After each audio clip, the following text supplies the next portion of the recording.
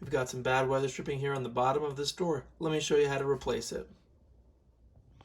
All weather stripping is a barrier between you and the outside. So it keeps bugs and the cold or the hot slightly out of your house.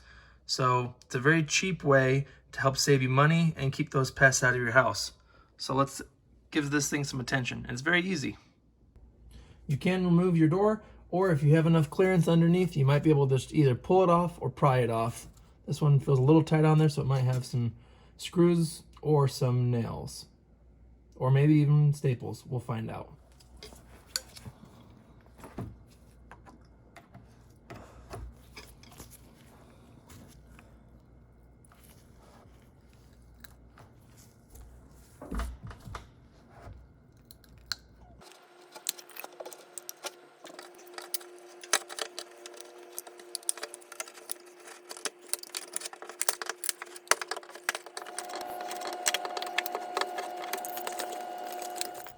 There we go.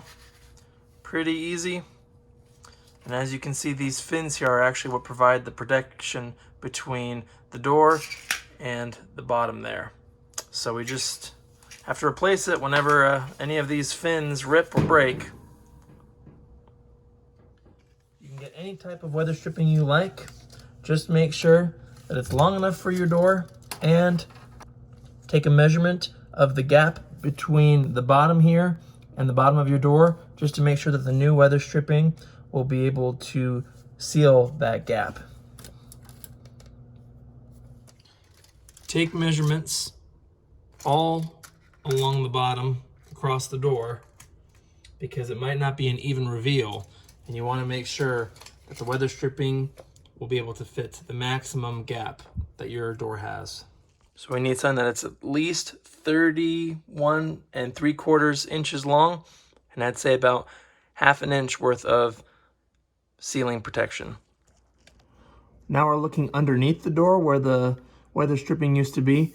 Sometimes you'll actually have a line down the middle, or you'll have 2 lines going the whole width of the door. That is called a kerf, and that is where the saw, cut into the wood so that you can have your weather stripping actually sit in there. I'll link some of those below, but obviously that will only work if your door has a kerf in it, kerf cut. You can see mine has no kerf cuts. That's why I'm going to use one that will just compression fit right over the bottom of the door.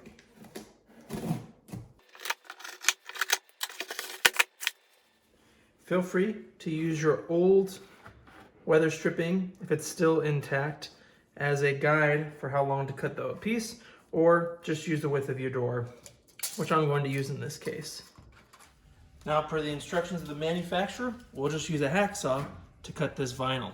You could maybe use a good pair of scissors, but it'd be nicer to use a hacksaw because you can try and keep it straight. And if you're worried about keeping it straight, you can mark a piece of tape all the way around to try and keep your cut straight.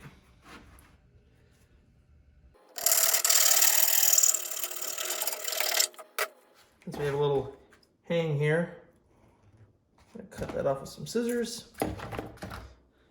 And then for my slight perfectionism, I'm just gonna use a utility knife just to clean up those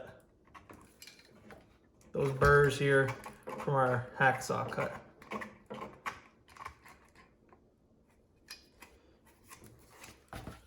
Now, if you want, you can prep your door, clean it up a little bit, just make sure that there's no more screws, nails, or staples in the bottom so that we can put this new weather stripping in without it tearing. Now for the installation, taller side, at least for this brand, goes inside. So we're gonna have that face the inside, and then have the other end facing outside. Now we just get it started and push as far as we can. And now once it gets difficult, what you can do is come to the other end, get a sacrificial block, and then you get a rubber mallet and tap away.